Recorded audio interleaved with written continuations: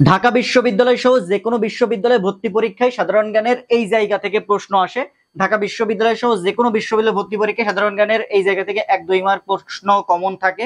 এটা হচ্ছে বাংলাদেশের সবচেয়ে শীতলতম ও বৃষ্টিবহুল জেলা ও বিভাগ, বা বাংলাদেশের সবচেয়ে উষ্ণতম ও কম বৃষ্টিবহুল জেলা ও বিভাগ।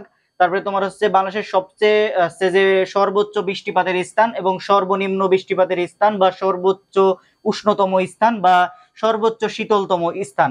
এইগুলো থেকে মানে ঢাকা বিশ্ববিদ্যালয় সহ যে কোনো বিশ্ববিদ্যালয়ে প্রশ্ন কমন থাকে। তো চলো আমরা একটু ম্যাপের মাধ্যমে দেখি যাতে আমাদের আর কখনো ভুল না হয়। দেখো যে বাংলাদেশের সবচেয়ে শীতলতম ও বৃষ্টিবহুল জেলা ও বিভাগ হচ্ছে সিলেট। বাংলাদেশের সবচেয়ে শীতলতম ও বৃষ্টিবহুল জেলা ও বিভাগ হচ্ছে সিলেট। আর সিলেটের একটা জায়গা আছে যেটা হচ্ছে লালাখাল, সেটা হচ্ছে বাংলাদেশের সর্বোচ্চ বৃষ্টিপাতের স্থান। এটা হচ্ছে সর্বোচ্চ বৃষ্টিপাতের স্থান হচ্ছে লালাখাল, সিলেট। লালাখাল কোথায়? সিলেটে। সিলেট, সিলেট বাংলাদেশের সর্বোচ্চ বৃষ্টিবহুল স্থান বা সর্বোচ্চ বৃষ্টিপাতের স্থান কোথায়? লালাখাল, সিলেট। এই সিলেটের মাঝেও ল আছে, খালের মাঝেও ল, খালের পরেও ল আছে। এই টেকনিকটা দিয়ে আমরা মনে রাখতে পারি লালাখাল, সিলেট। যেহেতু আমাদের লালপুর নামে একটা জায়গা আছে নাটোরের, সর্বনিম্ন বৃষ্টিপাতের স্থান ওইটা আমাদের এই যে লালাখালের সাথে গুলায় যায়, সেজন্য আমরা মনে রাখতে পারি। আমি একটু ভালো করে লিখছি এখানে সিলেটটা, সিলেট, সিলেট। সিলেটের মাঝেও ল আছে, খালের মাঝেও ল আছে, তাইলে আমরা মনে রাখতে পারি সিলেট। আরেকটা টেকনিক দিয়ে মনে রাখতে পারি, যখন আমাদের বৃষ্টি হয় তখন আমাদের দেখা যাচ্ছে যে বৃষ্টির পানি দিয়ে খালগুলো ভরে যায় না, পরিপূর্ণ হয়ে যায় খালগুলো। যে বৃষ্টির পানিতে আমাদের যে খাল আছে সেই খালগুলো কি হয়?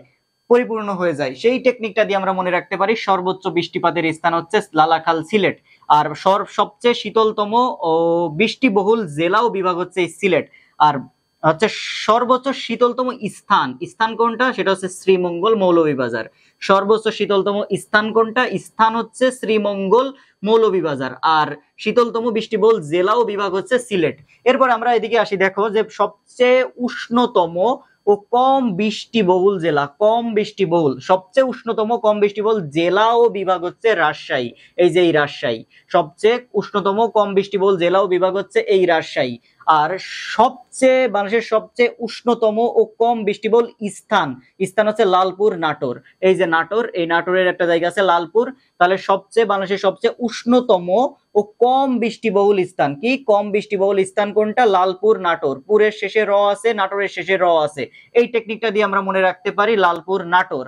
এখন আমাদের যে পরীক্ষার হলে গুলায় যেতে পারে একটা জিনিস, সেটা হচ্ছে বাংলাদেশের সর্বোচ্চ বৃষ্টিপাতের স্থান হচ্ছে লালাখাল, সিলেট। আর বাংলাদেশের সর্বনিম্ন বৃষ্টিপাতের স্থান বা তোমার হচ্ছে সর্বোচ্চ উষ্ণতম স্থান হচ্ছে লালপুর, নাটোর। এটা আমরা কিভাবে মনে রাখবো? ওই যে ওই টেকনিকটা দিয়ে, যে বৃষ্টি পড়লে আমাদের কি হয়? খালগুলো পানিতে ভরে যায়। সেই ক্ষেত্রে আমরা লালাখাল, সিলেট মনে রাখতে পারি। সেখান থেকে খালের শেষেও ল আছে, সিলেটের শেষেও ল আছে। এই টেকনিকটা দিয়ে আমরা মনে রাখতে পারি বাংলাদেশের সর্বোচ্চ বৃষ্টিপাতের স্থান হচ্ছে লালাখাল, সিলেট। আর আরেকটা অলরেডি তোমার মনে মানে অটোমেটিক মনে থাকবে, লালপুর, নাটোর। নাটোরের শেষে র আছে, আর তোমার হচ্ছে পুরের শেষে র আছে। এই টেকনিকটা দিয়ে লালপুর, নাটোর, যেটা হচ্ছে বাংলাদেশের সর্বনিম্ন বৃষ্টিপাতের স্থান বা সর্বোচ্চ উষ্ণতম স্থান। এই টেকনিকটা দিয়ে তুমি যদি মনে রাখতে পারো, আর আজকের ক্লাসটা মাধ্যমে যদি তুমি একটু দেখো, যদি মানচিত্র একটু 1-2 বার দেখো, তাহলে তোমার জীবনে আর কখনো ভুল হবে? তোমার কি মুখস্থ করা লাগবে এই টপিক গুলো? না ভাইয়া, মুখস্থ করা লাগবে না।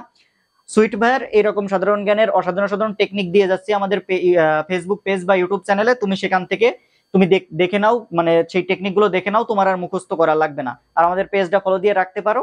তুমি চাইলে আমাদের ইউটিউব চ্যানেলটা সাবস্ক্রাইব করে রাখতে পারো। দেখা হবে ভাইয়া পরবর্তী কোনো ভিডিওতে। ততক্ষণ সবাই ভালো থাকো। আসসালামু আলাইকুম।